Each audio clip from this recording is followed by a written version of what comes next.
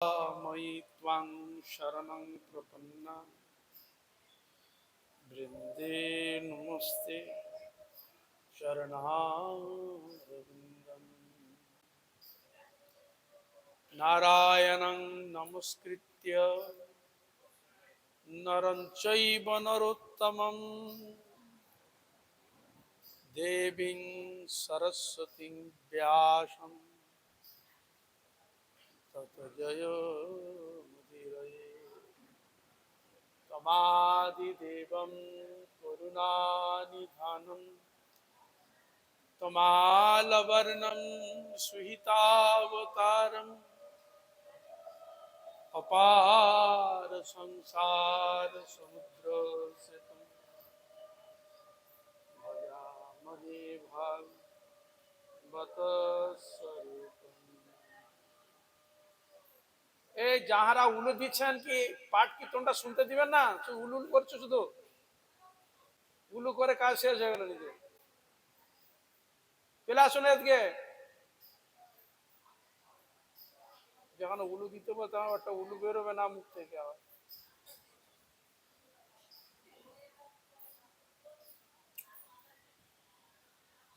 এই তোমরা শোনো, সব এখানে আসো, সব গল্প করার জন্য মুখ নিয়ে বসেছে।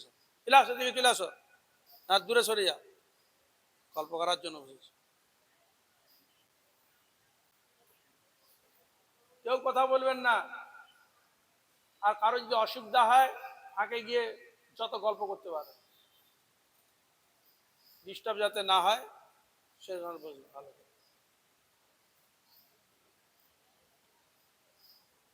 আজকে সর্বপ্রথমে অস্মদীয় গুরুপাদ পদ্ম জগৎগুরু নিত্যলীলা প্রবিষ্ট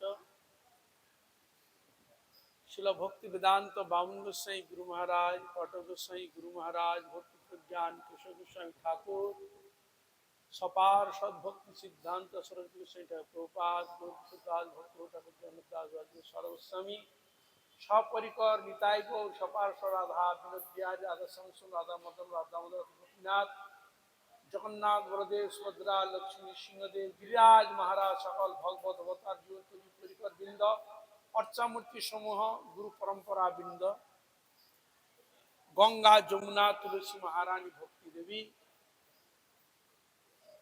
একাদশী ব্রত মহাদ্বাদশী ব্রত চরণে ভক্তিপূর্ণ অনন্ত অনন্ত ষষ্ঠম ধন্যবাদ প্রণাম পূর্বক তাহাদের পরম পূজনীয় বৈষ্ণব বৃন্দ, বৈষ্ণবী বৃন্দা, ভক্তবৃন্দ সকলের চরণে অধমে যথাযোগ্য ধন্যবাদ প্রণতি জ্ঞাপন পূর্বক আপনাদের অহৈত কৃপা আশীর্বাদ প্রার্থনা করি। আপনারা কৃপা করুন, আশীর্বাদ করুন, যেন নিত্যকাল হরিগুরু বৈষ্ণবীর মহিমা গুণগান কীর্তন করে আমার নরাধম পাপিষ্ট জন্ম যেন আমি ধন্য করতে পারি। হইয়াছেন হইবেন প্রভুর যত দাস, সবার চরণ বন্ধু দন্তে করিয়া। জয় রাধা গোবিন্দ, জয় গোবিন্দ। শ্রী শ্রী গুরু গৌরাঙ্গ গন্ধর্বিকা गिरिधारी गोविंद गोपीनाथ मदन मोहन श्री श्री राधा विनोद बिहारी অশেষ বিশেষ কৃপাকে পাথেয় করে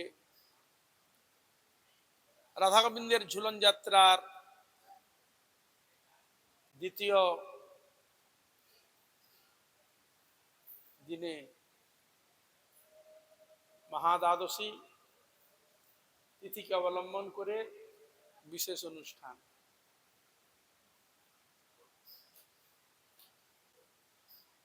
যেহেতু আজকে হরিবাসর তিথি, এ বিষয়ে আলোচনা হবে, যেহেতু রাধা গোবিন্দের ঝুলন সে সম্পর্কে অল্প একটু কিছু আলোচনা করব।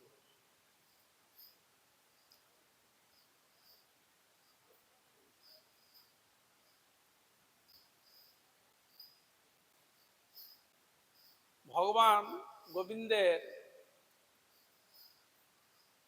কয়েকটি বিশেষ যাত্রা সম্বন্ধে, যাত্রা মানে গমন,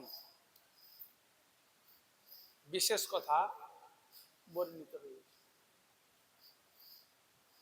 যেমন স্নান যাত্রা, রথযাত্রা, ঝুলন যাত্রা,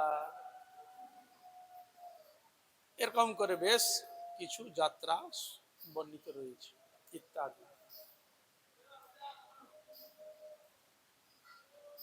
যেমন রথের বর্ণিত রয়েছে যে জগন্নাথ দেবকে রথে দর্শন করলে তার আর পুনর্জন্ম হয় না।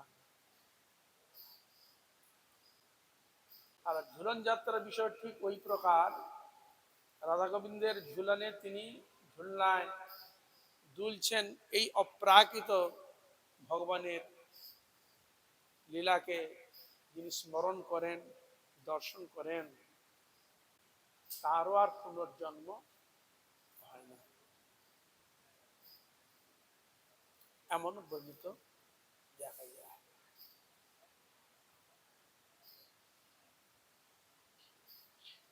এই ঝুলন যাত্রা ক্ষেত্র বিশেষে স্থান অনুযায়ী দিনেরও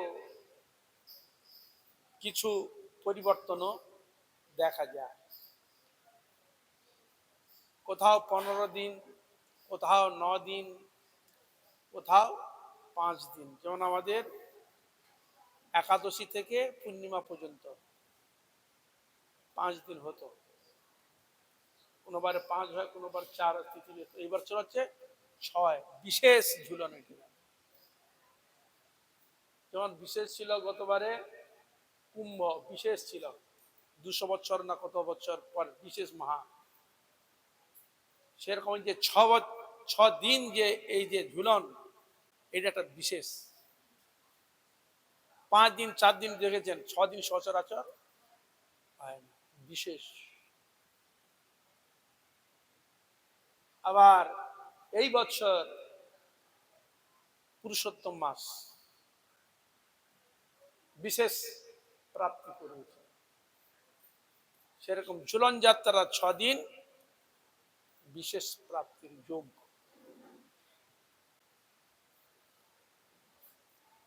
যাই হোক, বৃন্দাবনের মধ্যে এই ঝুলনের কিছু কিছু দেখা যায় স্থান বিশেষে এরকম হয়ে থাকে। কিন্তু আমাদের একাদশী থেকে আমরা পূর্ণিমা পর্যন্ত মঠ মন্দির ইত্যাদিতে সচরাচর হয়ে থাকে।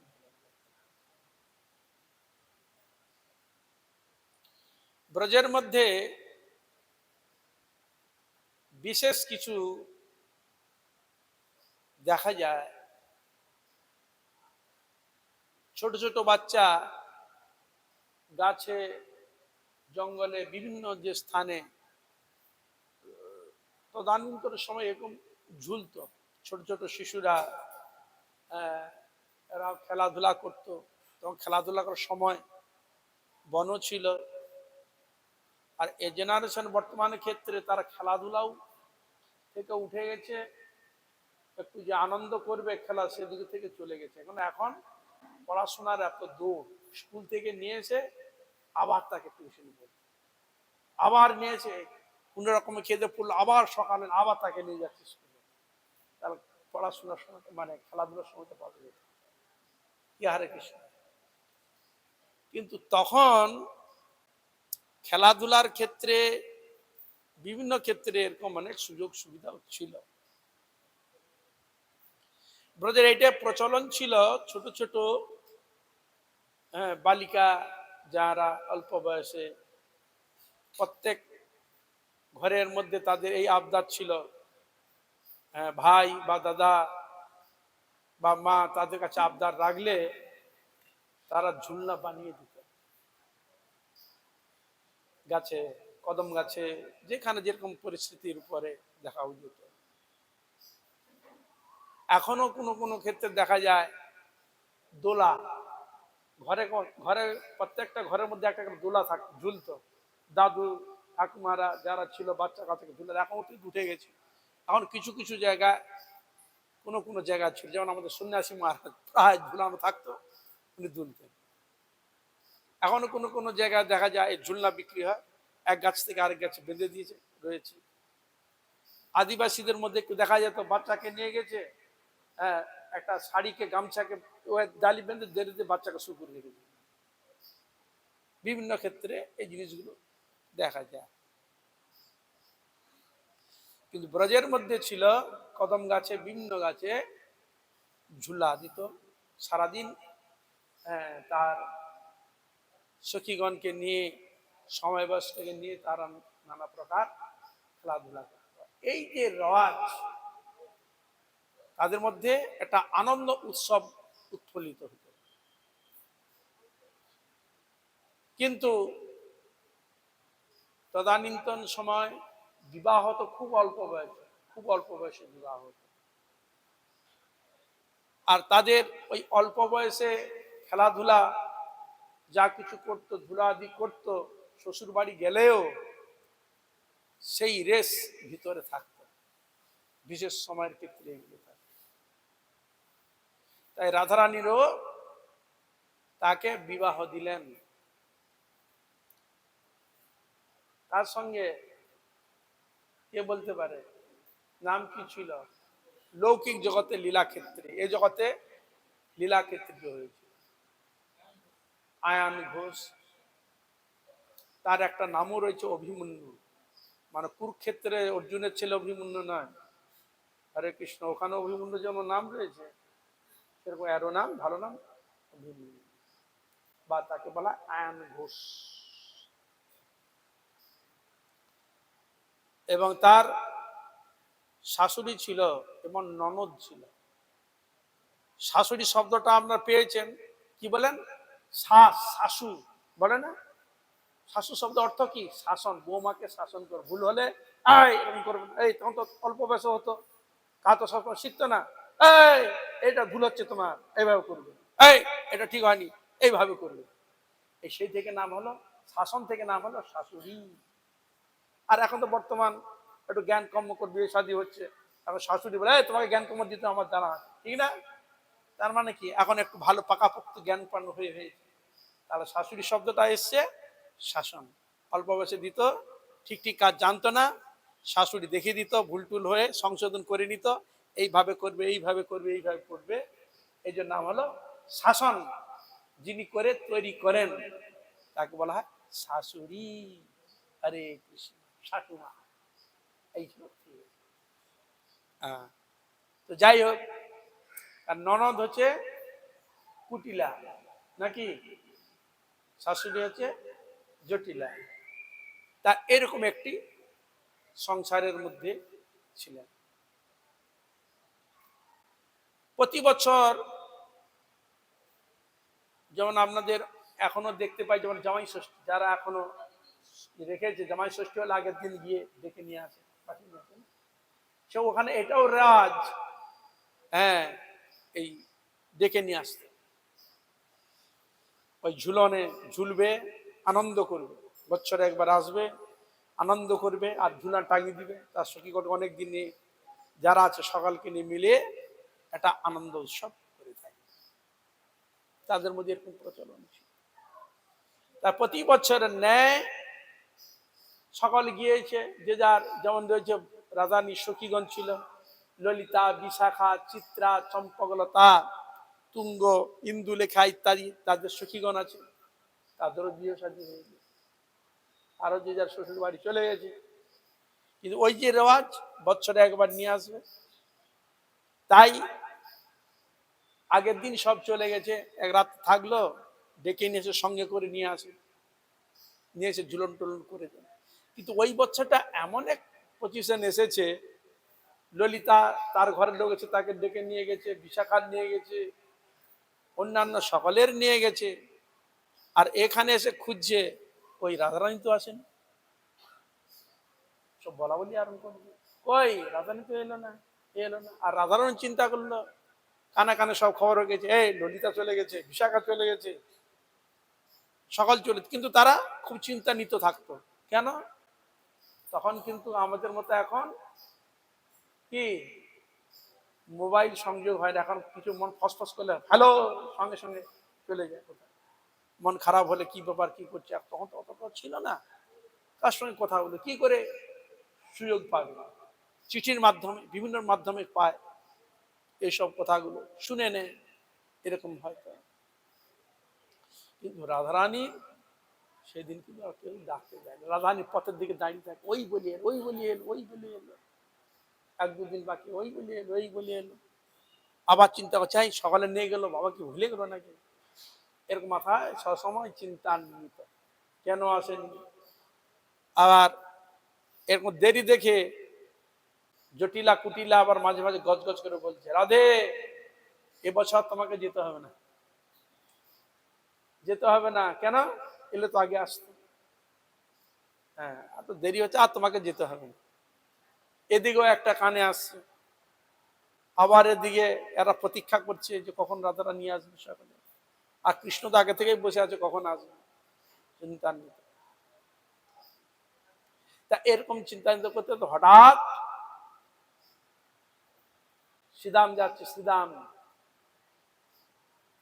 বেশ ভালো উপঢৌকন নিয়ে যাচ্ছে, হ্যাঁ জটিলার জন্য, কুটিলার জন্য আলাদা আলাদা, অভিমন্যুর জন্য, রাধারানীর জন্য অনেক যাচ্ছে। এই জন্য যাচ্ছে ললিতা, জটিলা কুটিলা যেন সন্তুষ্ট হয়ে যেন আপনা থেকে বলে, রাধে তুই যা,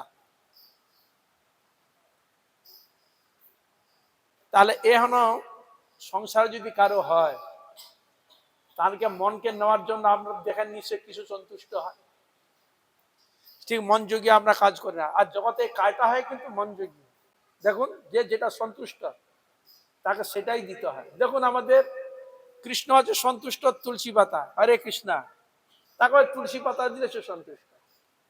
শিব ঠাকুর কিসে সন্তুষ্ট, বেল পাতাতে সন্তুষ্ট, কিছু দাও আর নাই দাও, বেল পাতাটাই দিতে হবে, দেখুন তাকে সেটা দিতে হচ্ছে। আবার দেবীর ক্ষেত্রে কিছু দাও না দাও, একটা জমা হলে তাতে সে সন্তুষ্ট। তারা আমরা দেখতে পাচ্ছি পূজার ক্ষেত্রে সেই সে দেব দেবীও সন্তুষ্ট, আবার আহার বিহারের দিকে যে ঠাকুর যে জিনিসটা খেতে ভালোবাসে তাকে সেই জিনিসটা দিলে সন্তুষ্ট। আর পোশাক পরিচ্ছদের দিকে, অলংকার আদির দিকে যে জিনিসটা যার যেটা ভালো, অলংকার তো অনেক রয়েছে, ডিজাইন রয়েছে, সব ডিজাইনকে সকলের পছন্দ হয় না, এখানে রুচির উপর নির্ভর করে, সেরকম রুচি অনুযায়ী, হ্যাঁ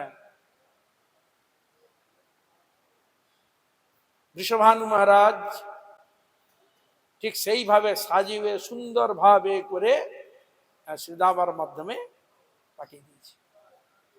এই যে এসছে, আর তখন রাধারানী পথ ছিল তো সঙ্গে ছুটে এসে, দাদা দাদা অনেক পরে এলে, তুমি খুব শুনছি আগে আসতে পারলে কেন, মানে সে পরে হবে, চলো।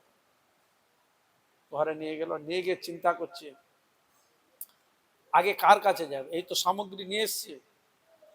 আপনারা প্রথম দেখেন যে মালিক হয় আগে তাকে সন্তুষ্ট করতে হবে, কি কাকে খুঁজবেন, মালিককে, কারণ যার মাধ্যমে আগে যে রয়েছে, যদি পিতা থাকে পিতার কাছে যাবে, যদি মা থাকে তা মা মালিক, মার কাছে যাবে, তার কাছে জটিলা কুটিলার তো মূল রয়েছে, তা আগে হাজির হয়েছে জটিলা কুটিলার কাছে, ওখানে তো মা আমি সবসময় রয়েছে, তো আগে ওই গিয়ে বললেন এই জিনিস পাঠিয়েছে, এই একবার নাম করে দিয়েছে, আপনার নাম করে আমার বাবা এই জিনিস পাঠিয়েছে, আর রাধারানীকে কয়েকদিনের জন্য আপনারা দিবেন সন্তুষ্ট হয়ে, এই জন্য এইসব উপহার অলঙ্কার গুলো দিয়েছে, আপনি দেখুন।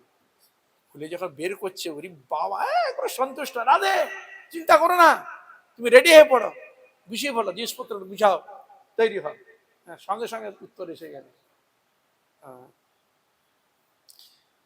জটিলার কাছে গেল, এবার কুটিলা, কুটিলা আর প্রত্যেকের আলাদা, কিন্তু ডিজাইন বিভিন্ন রকম, পোশাক পরিচ্ছদ বিভিন্ন রকম জিনিস গিয়েছে, আর ওই বাবা খুব ভালো জিনিস দিয়েছে, দাদা তুমি তো আমাকে দিতে পারোনি, বৌদি আমাকে দিয়েছে, হ্যাঁ বাবুর বাবা সন্তুষ্ট হয়েছে, হ্যাঁ মানে চিন্তা করো না, তুমি যাও, তোমার সব কাজগুলো আমি করে দেব, বুঝলেন হরে কৃষ্ণা।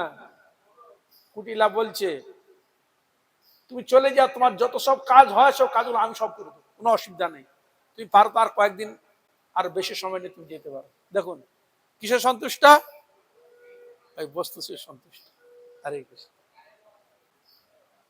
সন্তুষ্ট হয়ে গেল। আবার কিছু জিনিস ছিল বিমনকে দিল, সেও সন্তুষ্ট। সব একবার পুরো, কারো মনের মধ্যে আর কিছু নাই, বলে দিল তাড়াতাড়ি সুন্দরভাবে তোমরা এই করে যাও।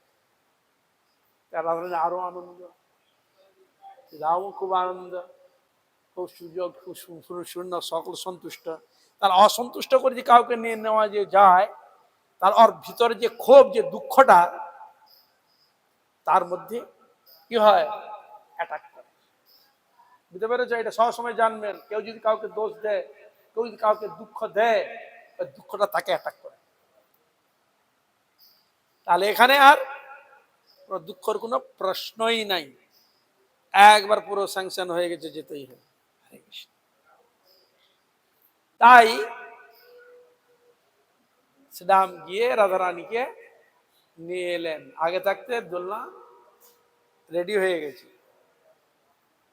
তদানীত সময় কদম গাছ থাকে, কেন কদম গাছের ফুল খুব সেন্ট, দেখতে খুব সুন্দর। আর ওই দাপর যুগে ভগবানকে লাভ করতো কিসের দ্বারা, সেবার দ্বারা, পূজা অর্চন। তার পূজা অর্চনে ফুল লাগবে, ভগবানের সেবা করার জন্য মালা লাগবে, ঠিক না?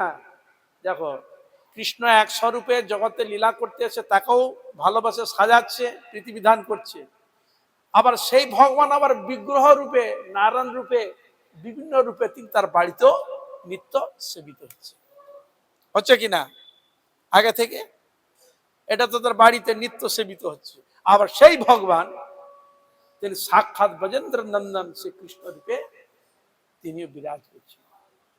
তাহলে দেখুন, বিগ্রহ পেল সবার সুযোগ, আর সাক্ষাৎ ভগবানকেও পেলেন একটা সুবর্ণ সুযোগ। এটাও একটা ব্যাপার দেখা যায়।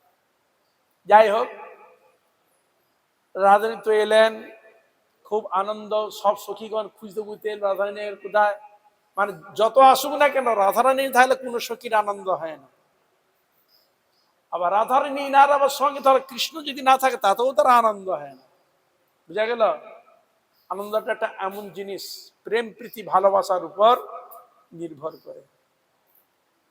তা এই জন্য রাধারানী, আর রাধারানীর জন্য ঝুলন টাঙিয়ে রেখেছে। প্রত্যেকের সখীর আলাদা ঝুলন করা রয়েছে। রাধারানী এসে বসে একটু ঝুললো, সখীগণ তাদেরকে ঝুলালেন। আর রাধারানী মাঝে মাঝে ছদ্মবেশে আসে, দেখতে আসে এসছে কিনা। তখন তো সব এগুলো ছিল না। এটা অভিনয়, ভগবান তো সবই জানে। ভগবান কি জানে না? তার কোনো ওই মোবাইল লাগবে না, কোনো নেট ফেট কিছুই লাগবে না, সে সবই জানে আগে থেকে। অন্তরে তুমি আছো চিরদিনই, ওগো অন্তরে জান। যে অন্তরের কথা জানে না, তাহলে সে ভগবান কি? ভগবান সবই জানে। তাহলে লোকবৎ তিনি লীলা প্রদর্শন করছেন মনুষ্যের ন্যায়।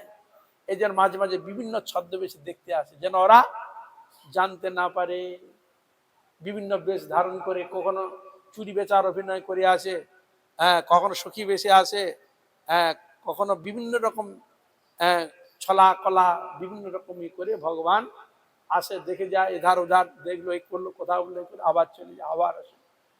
একদিন রাধারানী এইভাবে তাকে ঝুলাচ্ছেন, আর সখীগণ দোলাচ্ছেন, ঝুলছেন, আর কৃষ্ণ হঠাৎ পিছন থেকে এসে এক ধাক্কা দিয়ে বসে গেছে, আর থরথর করে বলে ভগবান শ্রীকৃষ্ণকে আলিঙ্গন করলেন। আর তখন হো করে সকাল সখীগণ আনন্দে হাত তালি দিল, সকালে আনন্দ করে ভগবান শ্রীকৃষ্ণকে যুগল মিলন করিয়ে, সাজ সাজ করে দিয়ে, বিভিন্ন রকম আহার আদি করে, ভগবানের আরতি করে তাকে দোলনা ঝুলিয়ে সকলে আনন্দ উপলব্ধি করল। আর নানা রকম রাগ রাগিনীর গান, এক এক সখী এক এক রাগের বিভিন্ন যন্ত্র সঙ্গীতে এরা খুব পারদর্শী। দেখবেন কারো হাতে ঢোল রয়েছে, কারো হাতে বীণা রয়েছে, বিভিন্ন রকম জিনিস। এরা কিন্তু বড় বড় সঙ্গীতজ্ঞ, এমনকি এরা নৃত্যে পটু। এই জন্য রাধারানীকে কি বলা, গান্ধর্বিকা, গন্ধর্ব নাচে যিনি শ্রেষ্ঠ। কৃষ্ণ বলছে রাধারানী আমার নাটের গুরু, মানে নৃত্য কিভাবে করতে হয় কৃষ্ণ নাচতে জানে। কে শিখেছিল? রাধারানী। এই জন্য রাধারানীকে বলে গান্ধর্বিকা। গন্ধর্ব নৃত্যে যে মূল উৎস হচ্ছেন রাধারানী, তার কাছেই সব শেখা। যা এ পর্যন্ত আমি আজকে তিথি করলাম। এবার যেহেতু হরিবাসর তিথি, এখন ওরা ঝুলু, এবার কালকে পর থেকে আজকে হচ্ছে একাদশী। আজকে একাদশীর নাম কি? মহা একাদশী। এটা মহা দ্বাদশী। কি দ্বাদশী? কি? ব্যঞ্জলি। ব্যঞ্জলি মহাদ্বাদশী।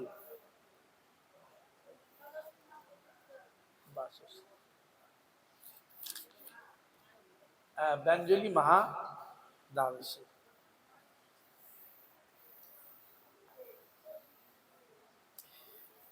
একাদশী সঙ্গে মহাদ্বাদশী সংযুক্ত, এর জন্য এর ফল অধিক। এর বিভিন্ন নামে এই মহাদ্বাদশী আবার বৎসরের বিভিন্ন ক্ষেত্রে বিভিন্ন সময়ে এই সব ব্রত আদি হয়ে থাকে। যেমন আমরা আলোচনা করলে দেখতে পাই, যেমন মহাদ্বাদশী রয়েছে, অষ্টমহাদ্বাদশী, উন্মূলিনী মহাদ্বাদশী, ব্যঞ্জলি মহাদ্বাদশী, স্পৃশা মহাদ্বাদশী, পক্ষবর্ধনী মহাদ্বাদশী, জয়া মহাদ্বাদশী, বিজয়া মহাদ্বাদশী, জয়ন্তী মহাদ্বাদশী, পাবনাশিনী মহাদ্বাদশী, শ্রবণ মহাদ্বাদশী, গোবিন্দ দ্বাদশী। এই এতগুলো দ্বাদশী রয়েছে। বৎসরে বিশেষ ক্ষেত্রে বিশেষ সময় এইসব দ্বাদশীগুলো ওই একাদশীর মাধ্যমে দ্বাদশী হয়। এই জন্য আর একাদশী তো রয়েছে 12 দুগুণে 24টা বৎসরে, কৃষ্ণপক্ষিয়া শুক্লপক্ষিয়া, মাসে দুটো করে একাদশী হয়। এই জন্য কৃষ্ণপক্ষিয়া একাদশী আর শুক্লপক্ষিয়া একাদশী, তাহলে দুটো 12 দুগুণে 24টা, আর এর সঙ্গে আবার দ্বাদশী সংযোগ। তা এই জন্য আমরা একাদশী না পেয়েছি কি মহা দ্বাদশী। তাহলে এই একাদশী মহা দ্বাদশীটা যে পালনের বিধি কিরকম, ওই একাদশীর নেই। একাদশী যেরকম পালন করা হয় ঠিক একই নিয়মেই বলা রয়েছে। তাহলে এটা হচ্ছে বিশেষ। একাদশী তো হয়, তার সঙ্গে দ্বাদশী সংযুক্ত বিশেষ মহা দ্বাদশী, এইটা আবার আরো বিশেষ। তা এই জন্য দ্বাদশী তিথির বৈশিষ্ট্য হচ্ছে এই, একাদশী যেরকম ফল মহিমা অধিক যেরকম বর্ণিত রয়েছে, সে ফলদান করে, কিন্তু এর অধিকটা কি, মহাদ্বাদশী যদি পরে মহাদ্বাদশী পালন করা হয়, কমসে কম 12টা দ্বাদশীর ফল একটা দ্বাদশী পালন করলাম লাভ করতে পারে। তাহলে আমরা অধিক পাওনা হলো। হ্যাঁ, 12টা করতে হলো না, একটা মহাদ্বাদশীতে 12টা একাদশীর ফল আমরা পাচ্ছি। তাহলে আর গুরুত্ব কতটা চিন্তা করবে কি? হরে কৃষ্ণ। হ্যাঁ, 12টা, তাহলে বছরে 12 দুগুণে 24টা হচ্ছে, তাহলে অর্ধেক পেয়ে যাচ্ছি, অর্ধেক বছরের অর্ধেক ফল পেয়ে যাচ্ছি দ্বাদশীতে। তাটা বিশেষ পাওনা কিনা বলুন? হ্যাঁ, এই জন্য এর মাহাত্ম অধিক বর্ণিত হয়েছে একাদশী। তাহলে মহাদ্বাদশীকে এই কৃষ্ণই মহাদ্বাদশী রূপে, একাদশীকে ধারণ করেছে ভগবান কৃষ্ণ, তিনি দ্বাদশী ধারণ করেছেন।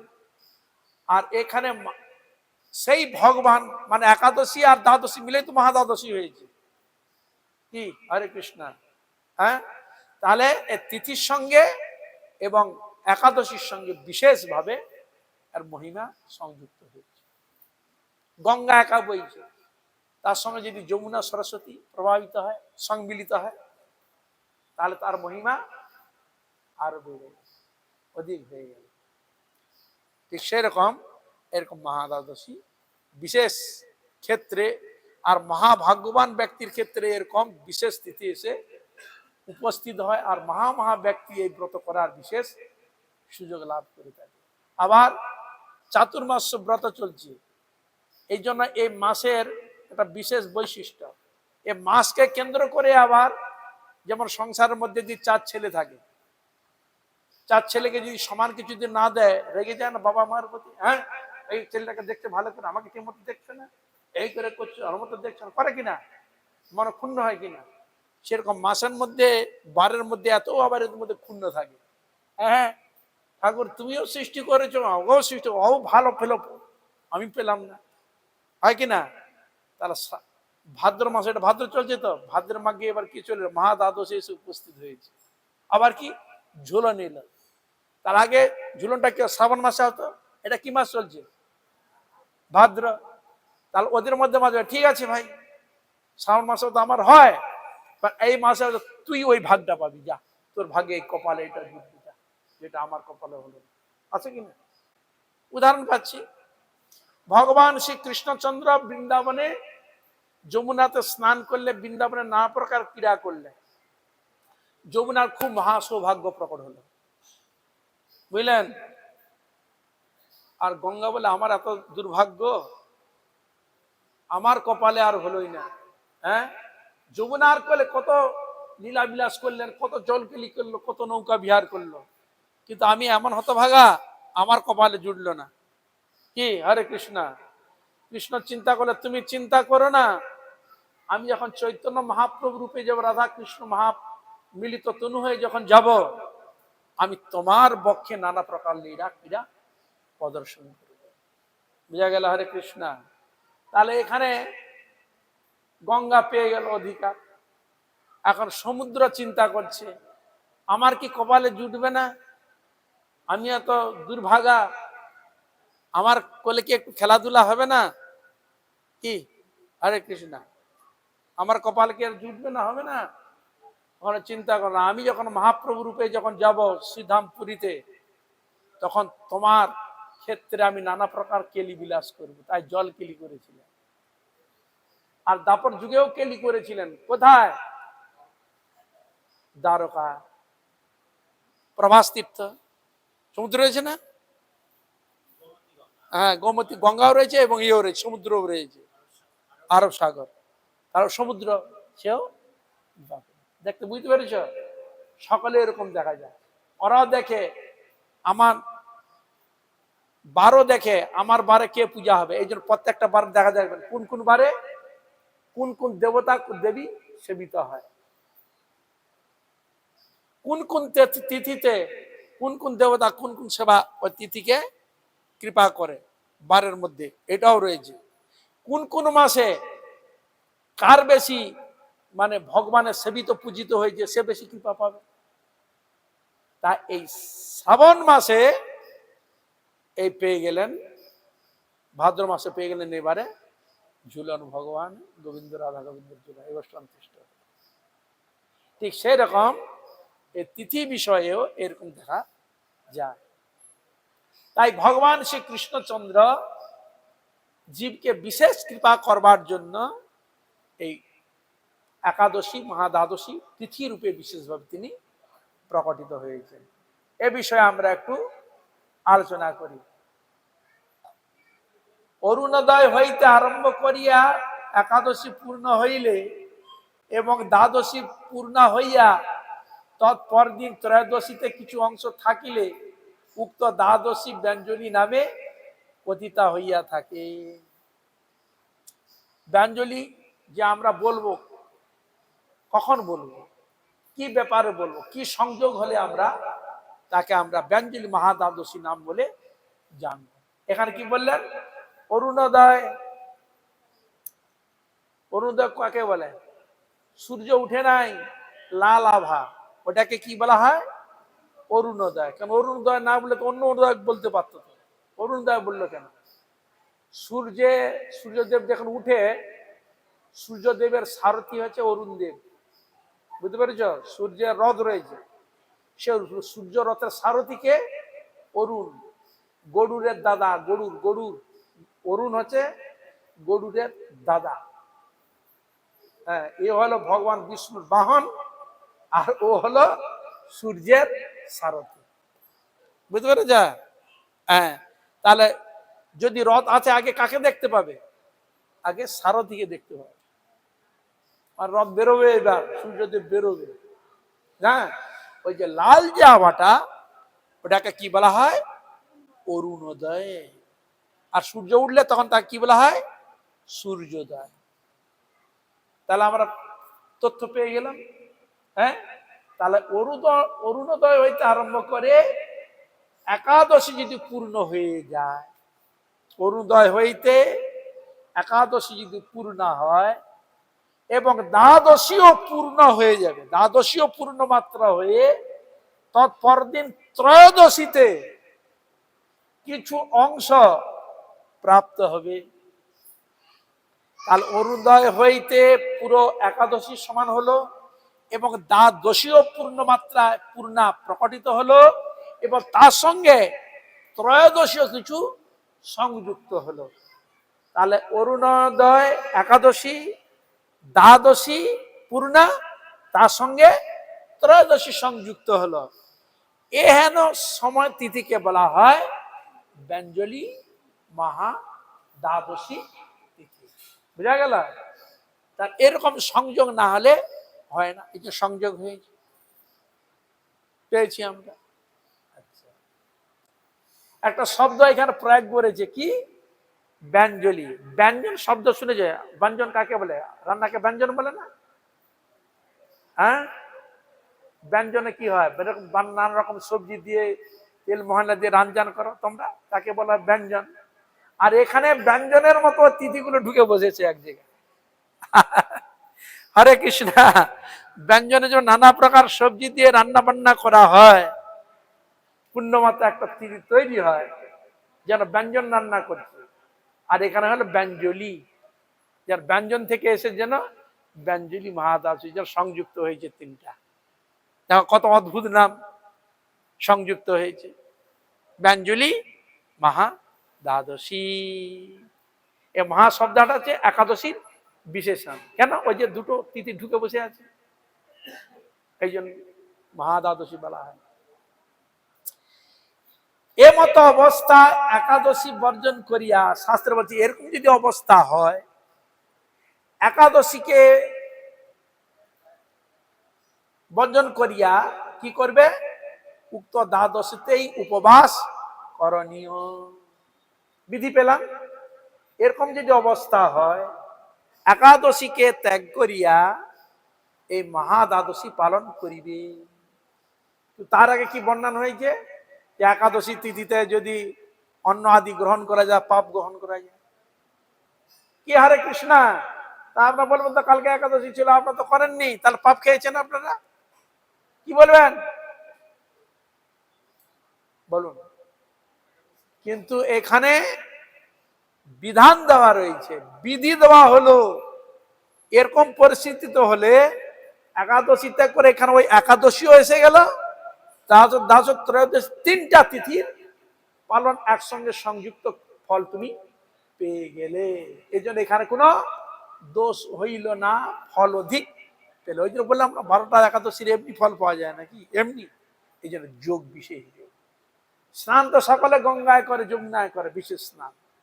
কিন্তু বিশেষ তিথিতে কি বিশেষ যোগে, এই যে বলেন না যে কুম্ভটা বিশেষ যোগ ছিল, যেমন আমাদের পৌষ সংক্রান্তি তো একটা বিশেষ যোগ। আর রোজ স্নান করা একটা বিশেষ যোগে স্নান করা তফাৎ আছে, অধিক ফল পাওয়া যায়। এই জন্য অধিক ফল প্রাপ্তি এখানে হয়ে থাকে। এই জন্য এখানে বলছেন একাদশী বর্জন করিয়া উক্ত দ্বাদশীতেই উপবাস করিবে। তাহলে এটা বিধি। তাহলে এখানে শাস্ত্র যা বলবে সেটাই করবে। এখানে কোনো মন খেয়াল খুশি মতো কেউ কোনো কিছু জিনিস করতে পারিবে না। তার শাস্ত্র বিধি দিয়েছে। যদি দোষ ত্রুটি হয় শাস্ত্র বুঝবে, শাস্ত্রকার বুঝবে, ভগবান বুঝবে। বিধি তো তিনিই দিয়েছে। পর দিবস দ্বাদশীর মধ্যেই পালন করণীয়। এই যে দ্বাদশীর মধ্যে পালন করণীয়, ত্রয়োদশীতে পালন নিষেধ। বুঝা গেল? সংযুক্ত হয়ে গেছে, তো সংযোগ হয়ে গেছে, একসঙ্গে মিলিয়ে গেছে। তোমার সময়ের মধ্যে পালন করিবে। এই জন্য কালকে পালন আছে খুব, কটার মধ্যে? সূর্য উদয় থেকে 5টা 53 মধ্যে। তাহলে ওর মধ্যে আপনাকে করতে হবে একটু মুখে প্রসাদ নিবেন, নিয়ে নিবেন, তা না হলে দ্বাদশীটা মানে হয়ে যাবে, ফল পাবেন না। এই জন্য টাইম মতো নির্দিষ্টভাবে এটি পালন করার চেষ্টা করবেন।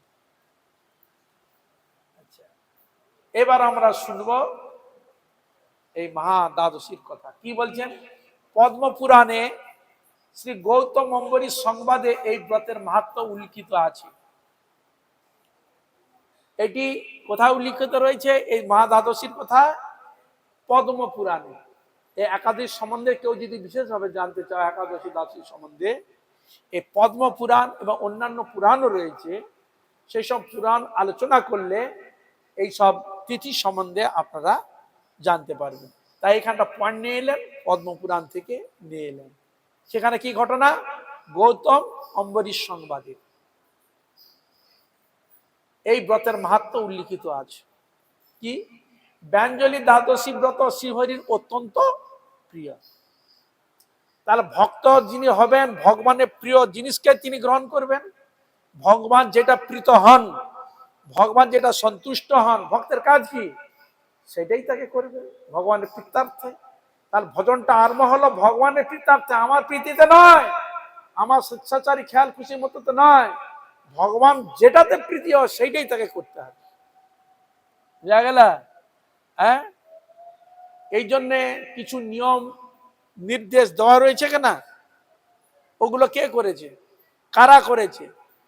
কে বিধান দিয়েছে? এগুলো প্রেরণা কে দিয়েছে? ভগবান। সে ঋষিকুর্ত হতে পারে, বিভিন্ন স্মৃতি হতে পারে, অনুপ্রেরণা কে? ভগবান। এই জন্য এইসব শাস্ত্রকে আমরা উল্লঙ্ঘন করে চলতে পারি না। তাহলে ওইখানে এইরকম যদি নিয়ম নিষ্ঠা করে করো, তাহলে তুমি ভগবানের কৃপাটা পাবে, ভগবান এত সন্তুষ্ট হন। যদি এটা না করা হয় তাহলে ভগবান সন্তুষ্ট হবে কি? বলুন। যাহা দেখে তুষ্ট হন গৌর ভগবান, যেটা দেখে ভগবান সন্তুষ্ট হয়, প্রীতি হয়, সেটাই করতে। তা এই জন্য এখানে বলে দিলেন দ্বাদশী ব্রত শ্রীহরির অত্যন্ত প্রিয় বলেই দিলেন। একটি অশ্বমেধ যজ্ঞ সহস্র অগ্নিষ্টম হইতে অধিক ফল দেয়। বলছেন একটা অশ্বমেধ যজ্ঞ আর 1000 অগ্নিষ্টম যজ্ঞ করলে যে ফল, তার অধিক ফল কিন্তু দেয় কে? এই মহাদ্বাদশী। আবার একটি বাজপেয় যজ্ঞ সহস্র অশ্বমেধ যজ্ঞ হইতেও শ্রেষ্ঠ। উপমা দিচ্ছে, একটি পুণ্ডরিক সহস্র বাজপেয় অপেক্ষা অধিক ফল বিশিষ্ট। একটি সৌত্রামণি সহস্র পুণ্ডরিক হইতেও অধিক ফলদায়ক। একটি রাজসূহ সহস্র সৌত্রামণি অপেক্ষা এবং একটি ব্যঞ্জলি সহস্র রাজসূহ যজ্ঞ অপেক্ষা প্রশস্ত। কলিকালে ব্যঞ্জলি এই শব্দ উচ্চারণ মাত্রেই অযুত সহস্র জন্মকৃত পাপ হয় হইয়া থাকে। তাহলে যত প্রকার যজ্ঞের কথা বলা হলো, এই মহাদ্বাদশী ব্রত তার অধিক ফল প্রদান করে। আবার এই কলিকালে যদি এই ব্যঞ্জলি মহাদ্বাদশী কেউ যদি পালন করে, তার কি হয়? অযুত সহস্র জন্ম, অযুত সহস্র জন্মকৃত পাপ, যতবার জন্মগ্রহণ করেছে, পাপ গ্রহণ করেছে, কোন জন্মে পাপ? হরে কৃষ্ণ। কোন জন্মে পাপ গ্রহণ করা হয়, পাপ করে থাকে? মনুষ্য জন্ম না পশু পক্ষী ইতর কোন জন্মে? কোন জন্মে হয়? হরে কৃষ্ণ। পাপ কোন জন্মে হয় বলুন তো? কথাটা কি বুঝতে পারছেন আমি জিনিসটা কি বলছি? পাপটা কোন জন্ম হয়? পশু জন্মে না পক্ষী জন্মে না ইতর জন্মে? কোন জন্মে পাপ হয়? মনুষ্য জন্মে। তাহলে মনুষ্যকে শাসন করেছে, বুঝতে পেরেছো তো? তাহলে আমরা এত যদি জন্মগ্রহণ করে থাকি, সেই সব পাপকে নিয়ে জন্মগ্রহণ করেছি। কি বুঝা গেল? হরে কৃষ্ণ। যে যে জন্মে যা কিছু করেছ, সেই জন্মের সেই পাপগুলোকে নিয়ে আমরা সকল জন্মগ্রহণ করেছি। বুঝতে পেরেছ? বলে আমি তো এই জন্ম কিছু করিনি, জ্ঞান তো। আর তুমি জ্ঞান তো না করলে কি হবে? কিন্তু আগে যে করে এসছো, সেগুলো যাগুলো সেগুলো তো থেকে গেছে, সেগুলো তো নষ্ট করতে পারবে না।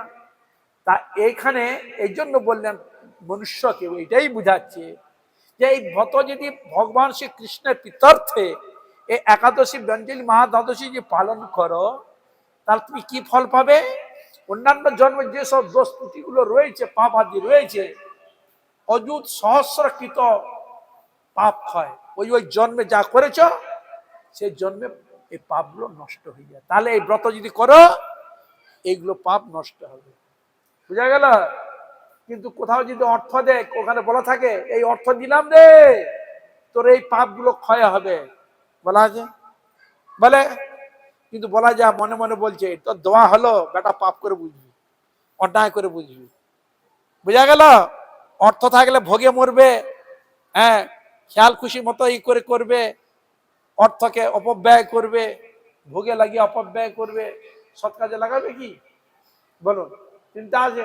অর্থ মাথায় এলে কি করবো তখন চিন্তা আছে, কি করব, অর্থ এত এসেছে কি করব, কি করে খাবো, ভোগ করব। মনে হয় না একটু দান ধ্যান করি, না একটু ভগবানের সেবা লাগি, না একটু ভক্ত সেবা লাগি, বা একটু অনেক খেতে মনে হবে? কোনোদিন হবে না। হরে কৃষ্ণ। হ্যাঁ, যাদের হয় মহাপুণ্যবান ব্যক্তি, মহাভাগ্যবান ব্যক্তি, মহা ক্ষেত্রে এরকম হয়ে থাকে।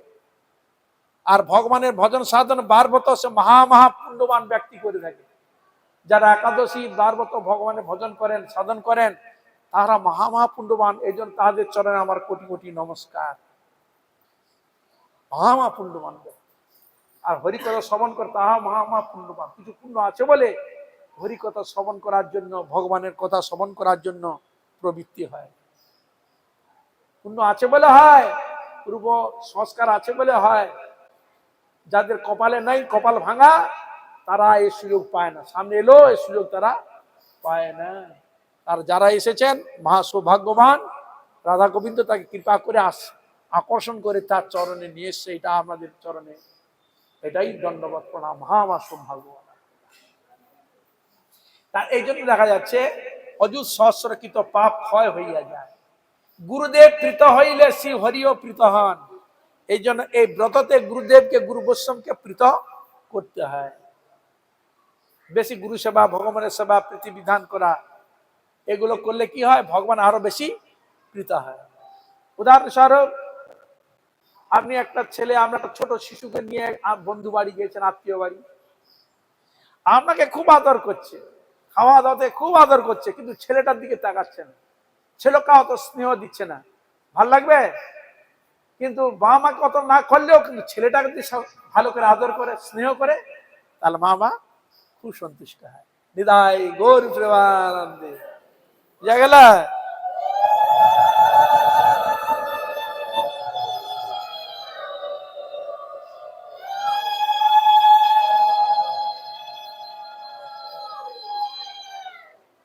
এই জন্য স্নেহ আধিক্যটা আসে।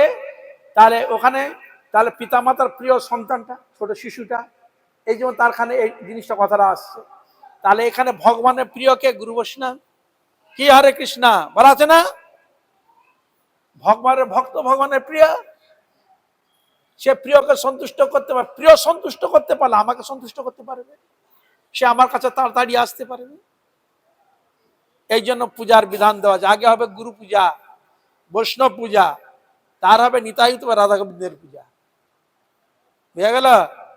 গুরুর আগে পূজা হবে, আগে গুরু বৈষ্ণবের পূজা হবে, সেবা হবে, তাদের কৃপা নিয়ে তবে নিতাই গৌর রাধা গোবিন্দের পূজা। বুঝতে পেরেছ? গুরু বৈষ্ণবকে উল্লঙ্ঘন করে ঠাকুরের সেবা করে ঠাকুর গ্রহণ করেন না। এই জন্য ভগবান বলছে, যে আমার ভক্ত সে আমার ভক্ত নয়, যে আমার ভক্তের ভক্ত সেই হলো আমার প্রকৃত ভক্ত। ভগবান বলেই দিয়েছেন। এই জন্য ভক্তকেও ভগবানের নেয়। এই জন্য শাস্ত্র যস্য দেবে পরাভক্তি যথা দেবে তথা গুরু তস্যৈতে প্রকৃতা ঝট্টা প্রকাশন্তে মহাত্মা। যার ভগবানের প্রতি যেরকম শ্রদ্ধা ভক্তির অনুরাগ রয়েছে, ঠিক ওই প্রকার শ্রদ্ধা ভক্তি তার ভগবানের প্রিয়জনের গুরু প্রতি, বৈষ্ণবের প্রতি প্রিয় রয়েছে। ভগবান সেই ভক্তের প্রতি সকল তত্ত্ব হৃদয়ে প্রকটিত করে থাকে। তাকেই জানায় এ গুড় রহস্য কথা। এবার যদি বিচার করে দেখেন আমার গুরু বৈষ্ণবের প্রতি কতটা ভক্তি, ভগবানের প্রতি কতটা ভক্তি। ভগবানও দাড়ি পাল্লা খুলেছে, সেও দাড়ি পাল্লা রেখেছে। এই দাড়ি পাল্লার ওজন যদি ভক্তর দিকে যদি বেশি একটু ওজন হয় তাহলে ভগবান আর বেশি সন্তুষ্ট। ভগবানের ভক্তর দিকে যদি সেরকম না থাকে ভগবান সে তিনি সন্তুষ্ট হন না। হ্যাঁ, এই জন্য ভক্তাধীন ভগবান, এই জন্য ভগবানই ভক্তই দিতে পারে ভগবানকে। কৃষ্ণ সে তোমার, কৃষ্ণ দিতে পারো তোমার শক্তি আছে, আমি তো কাঙাল, কৃষ্ণ কৃষ্ণ বলি ধাই তবে পাশে। ভক্তই দিতে পারে ভগবান, আর ভক্তই তো দিচ্ছেন নাকি। আর পেলাম কথা সভা অধিকার গুরু মন্ত্র জড় পেলাম করা পদার্থ করলে তো মন্ত্রটা পাওয়া যায়, তবে এই করলে তো জিনিসগুলো পাওয়া যায়। তাহলে পাবো কোথায় এগুলো? তাদের সাধন মন্ত্র সাধনের জিনিস ভিতরে রেখেছে, সবাইকে দিবে। আমরা অর্থ সবাইকে আপনি দিবেন? বলুন দিবেন কি? আপনি লুকিয়ে রাখবেন। সেরকম ভক্তের হৃদয়ে সেই বস্তুগুলো, এই সম্পদগুলো থাকে। তিনি যখন কোনো জীবকে কৃপা করতে চান তখন ওই কৃপার বস্তু থেকে তাকে দিয়ে তাকে তোলার চেষ্টা করে। এই হলো থিওরি। বৈষ্ণব ভক্তের থিওরি হচ্ছে এইটা, আমার কিছু রয়েছে, আমি কিছু তাকে দিয়ে আমি কিছু তাকে নিয়েছে আরো নিয়ে যাব, এই হলো থিওরি। এখানে তার কোনো স্বার্থ নাই, নাম হবে অমুক হবে তুমুক হবে, এটা না। যে গুরু ভাববে আমার অনেক শিষ্য হবে, আমার অনেক নাম হবে, তাকে গুরুর মধ্যে পড়া হয় না। গুরু কোনোদিন মনের মধ্যে ভাবনা জাগবে না যে আমার এই নাম হবে অমুক হবে তুমুক হবে, না, সে কোনোদিন না। যিনি যথার্থ এই তত্ত্ব যিনি জানেন,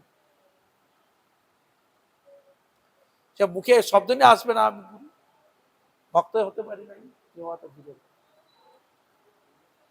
এই জন্য কোনো অহংকার, কোনো অভিমান, কোনো লোভ লালসায় জগতের সঙ্গে কোনো সম্পর্ক থাকবে। তবে এত বড় ভারী বস্তু তিনি এমনি বলেছে প্রিয়। অতএব হরি প্রীতির জন্য সম্যক বিধানে গুরুদেবের পূজা করিতে হইবে। রাত্রিতে জাগরণ পূর্বক বিষ্ণু সম্বন্ধী কথা শ্রবণ করিতে হইবে। রাত্রি জাগরণে আবার ফল দেওয়া রয়েছে। কেউ রাত্রি জাগরণ যদি ভগবানের গুণগান কীর্তন সৎসঙ্গ করে তার আবার স্পেশাল অধিক ফল ও শাস্তি দেওয়া রয়েছে। হরিতোষণের জন্য গীতা, বিষ্ণু সহস্রনাম, সুখদেব কথিত অমল পুরাণ, শ্রীমদ ভাগবত যত্ন সহকারে পঠনীয়। কি করবে? গল্প করবে না, হরিনাম কীর্তন করবে, গীতা ভাগবত পড়বে, বিষ্ণু সহস্রনাম মানে যেটা ভগবানের পিতার্থে নাম রূপ গুণ যেগুলো রয়েছে সে বিষয় নিয়ে ভগবানের কথা করে। শুয়ে ঘুমিয়ে আড্ডা মেরে গল্প করে সময় কাটানোর জন্য না। এই জন্য শব্দটা কি আছে? উপবাস। শব্দটা কি রয়েছে? উপবাস। উপ মানে সমীপে, বসতি ইতি বাস। ভগবানের সামনে বসে, গুরু বৈষ্ণবের সামনে বসে ভগবানের কথা গুণগান কীর্তন করবে, ভগবানের নাম করবে, ভগবানের গুণকথা চিন্তন করবে। এই জন্য নাম হলো উপবাস। শুয়ে গল্প করা আড্ডা মারার জন্য নয়। এটাকে যথার্থ রূপে পালন তারই হবে যিনি ভগবানের গুণগান কীর্তনের মাধ্যমে সময়কে অতিবাহিত করে। আর এইরকম সময় করে যারা করবেন, ঘরে হাজার কাজ থাকবে, আগের দিন কাজ সেরে নেবেন। একাদশী ব্রত এলে ওই দিন চিন্তা থাকবে, কাজ হালকা হলে এবার একটু ভজন ভগবানের নাম করবো, গুণগান করবো, কীর্তন করব, ভগবানের একটু সেবা ভালো করে করব, এরকম ভাবনা নিয়ে ব্রত আদি করবেন। তাহলে দুনিয়া কাজ রেখে যে মনে একাদশী দিনে তখন না হলো হরিনাম, না হলো কিছু, ওই কর্ম হয়ে যায়। এই জন্য সময়টা রাখবেন। হরির নিকট তৎ বিষয়ে গীত, নৃত্য ও বাদ্যের অনুষ্ঠানে শ্রীহরি পরম তুষ্ট হইয়া থাকে। ভগবানের গুণগান কীর্তন নৃত্য আদি করবে। এবার বলছেন এটা গেল পদ্ম পুরাণের কথা। এবার এলো ব্রহ্ম বৈবর্ত পুরাণে। সেখানে কি বলছে? ব্রহ্ম বৈবর্ত পুরাণে কথিত আছে যে ব্যঞ্জলি দ্বাদশী উপস্থিত হইলে গরুড়ধ্বজ ভগবান শ্রীহরি নিজ লোক হইতে পৃথিবীতে অবতীর্ণ হইয়া উক্ত ব্রতকারী গণের মধ্যে প্রবেশ পূর্বক অবস্থান করেন। ব্রহ্ম বৈবর্ত পুরাণে কি লেখা রয়েছে? এই ব্যঞ্জলি মহাদ্বাদশীতে ভগবান বৈকুণ্ঠ হইতে এই জগতে অবতরণ করেন। আর যারা ভগবানের গুণগান কীর্তন করে সেবা করেন, সে ব্রতকারীগণের মধ্যে ভগবান অবস্থান করেন।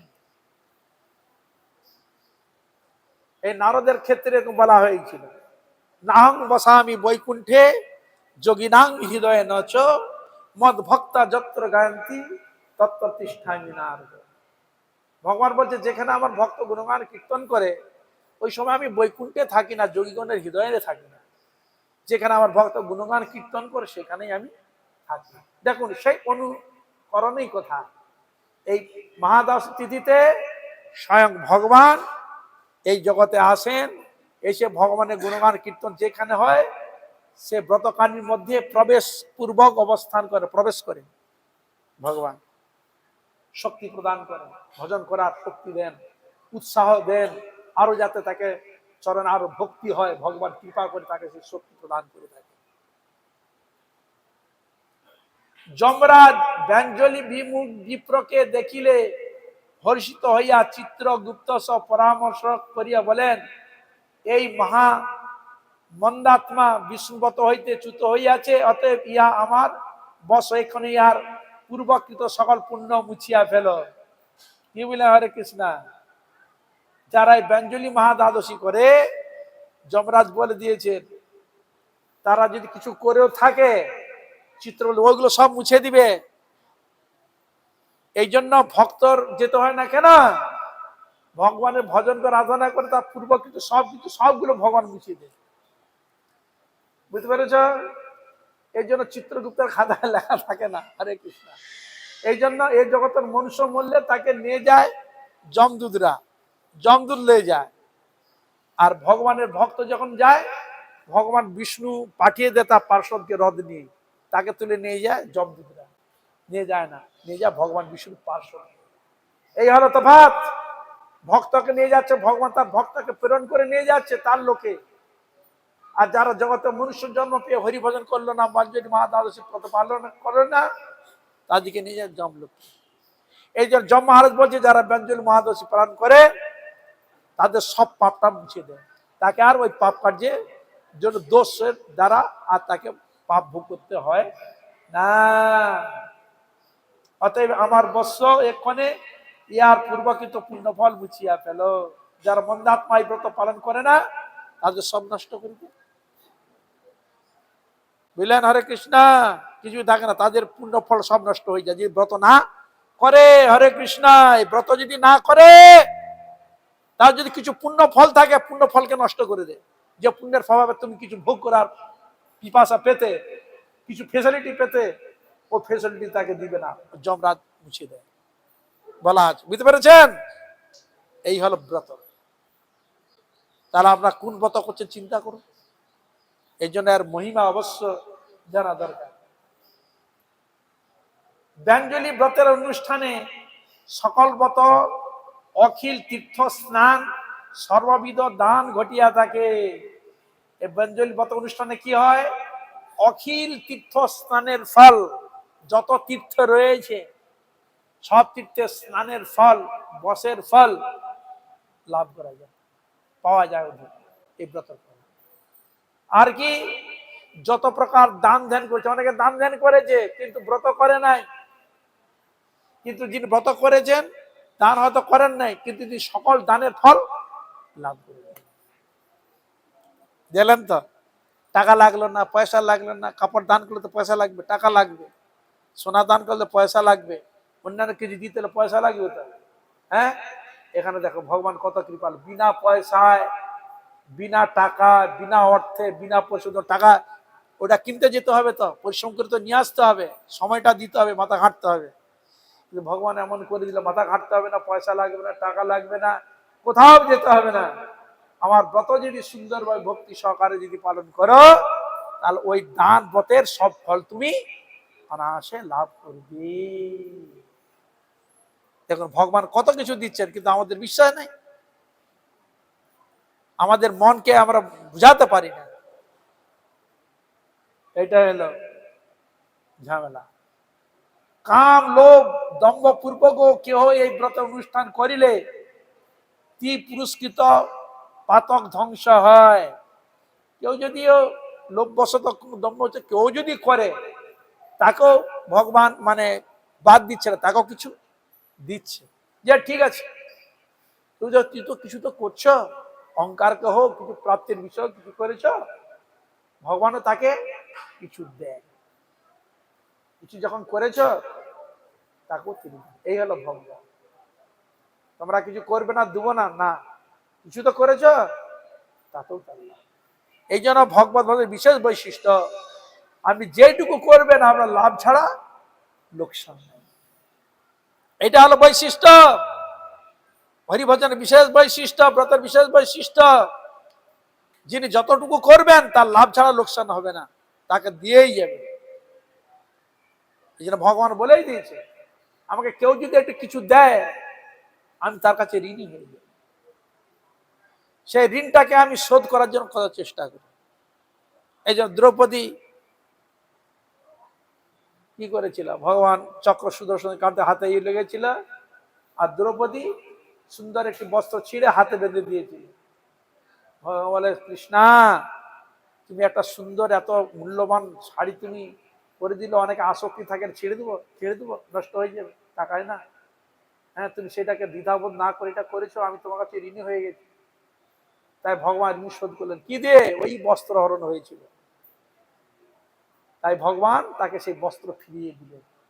দ্রৌপদী রাখিল নাম লজ্জা নিবারণ। দ্রৌপদী কি নাম রেখেছিল?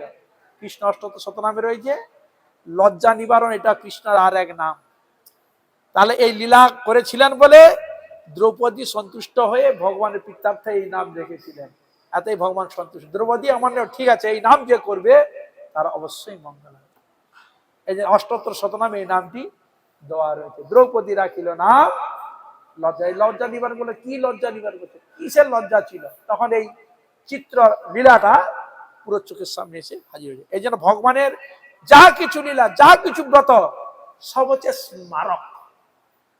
ব্রত করলেই ভগবানের ভজনের স্মরণ চলে আসবে, ভগবানের নাম করা, স্মরণ করা প্রবৃত্তি চলে আসবে, চিন্তন করা, ভজন করা, আরাধন করা, সেবা করা প্রবৃত্তি অটোমেটিক হৃদয়ে প্রকাশিত হয়ে যায়।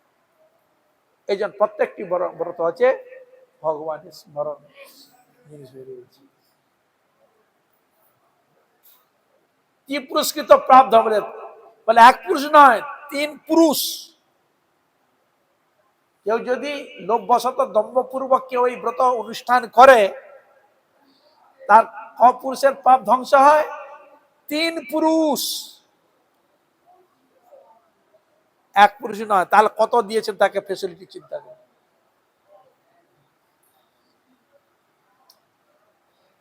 এই ব্রত সাধনে অজ্ঞান ও জ্ঞানকৃত পূর্ব জন্ম বা ইহ জন্মার্জিত অখিল পাপ বিদূরিত হইয়া থাকে।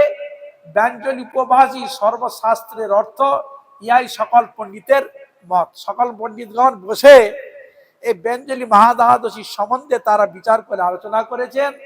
সকলের মধ্যে এটাই স্থাপন করেছেন যে সকল শাস্ত্রের তার শ্রেষ্ঠ বুঝাতে এই ব্যঞ্জলি মহাদ্বাদশী উপবাসে করার জন্য সকল পণ্ডিতগণ, সকল শাস্ত্র একই মতে মত স্থাপন করেছে। এই বললেন ব্যঞ্জলি উপবাসী সর্বশাস্ত্রের অর্থ, ইহাই সকল পণ্ডিতের অভিমত। তাহলে এখানে দ্বিমত নাই, সকল পণ্ডিতগণের একই মত। বিরোধী থাকলে তো বিরোধিতা করতো, এখানে আর বিরোধীকে তো সকলের পণ্ডিতগণ একমত করে বসে আছে। হরে কৃষ্ণ। তার এই জন্য এই হলো এই ব্যঞ্জলি মহাদ্বাদশী এরকম মাহাত্ম্য রয়েছে। যারা এই ব্যঞ্জলি মহাদ্বাদশী করেছেন সকলের চরণে আমার কোটি কোটি ধন্যবাদ। আপনারা কৃপা করুন, আশীর্বাদ করুন, যেন এইভাবে হরিগুরু বৈষ্ণবের ব্রতের মহিমা গুণগান কীর্তন করে যেন আমার নরাধম এই পাপিষ্ঠ জনকে যেন আমি ধন্য করতে পারি। বঞ্চা কল্পতরুভস্য কৃপা সিন্ধু ভয়েবচ পতিতানাং পাবনেভ্যো বৈষ্ণবেভ্যো নমঃ।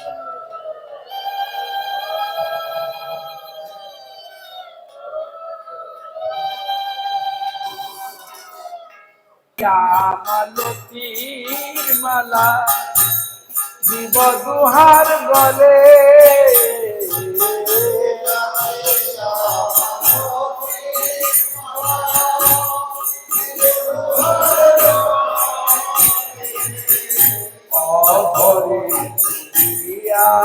দিব পুরো তাম্বুলে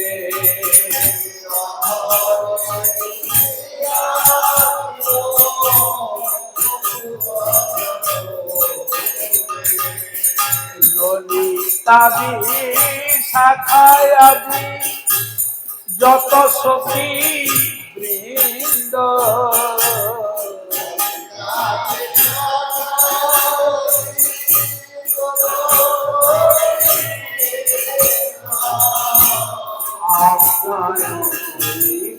সেবাঞ্জ করুণার বীজ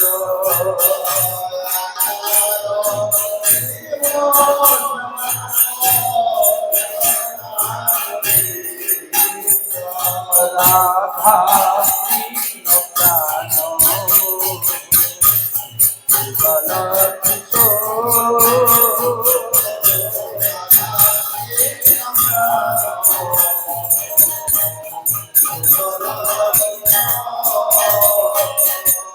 শ্রীকৃষ্ণ চৈতন্য প্রভু দাসের অনুদাস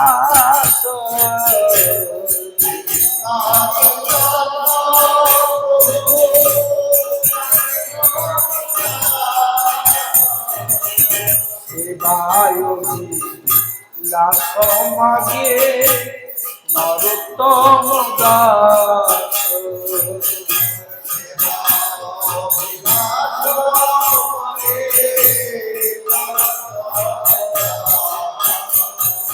হরে রাধা কৃষ্ণ প্রাণ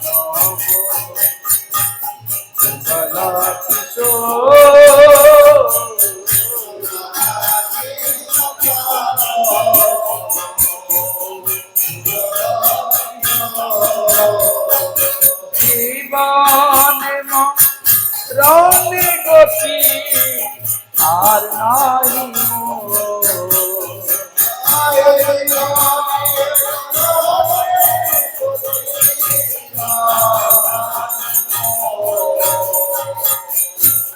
কৃষ্ণ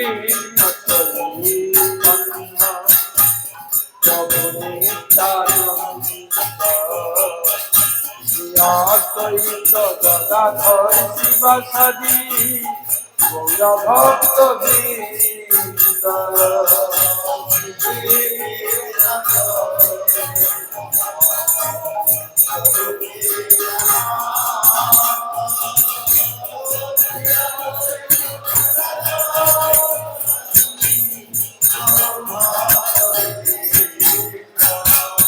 হরে কৃষ্ণ হরে Krishna Krishna Krishna Hare Hare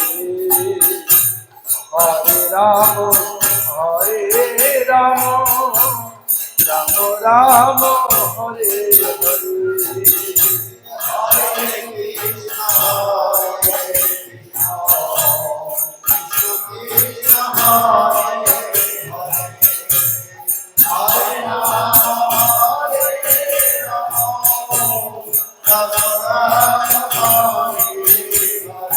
Hare Krishna Krishna Hare Hare Hare Rama Hare Rama Rama Rama Hare Hare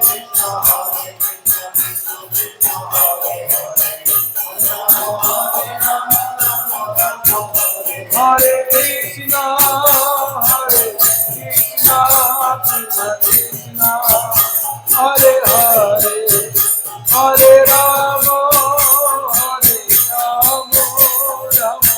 Ram Hare Hare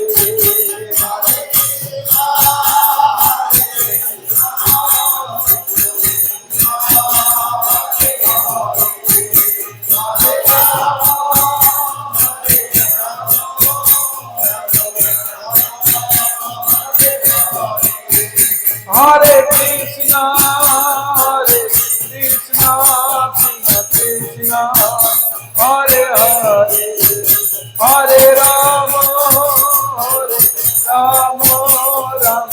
Ram Hare Hare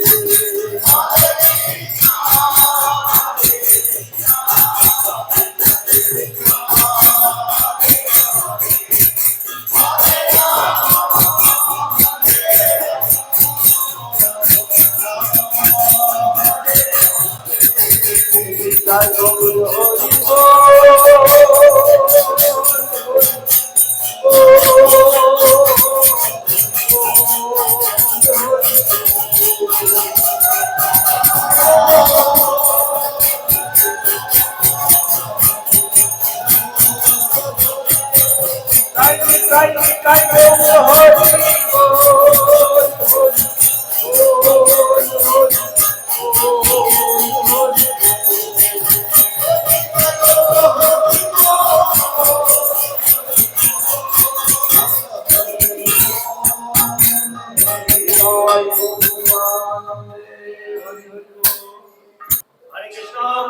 বিশেষ ঘোষণা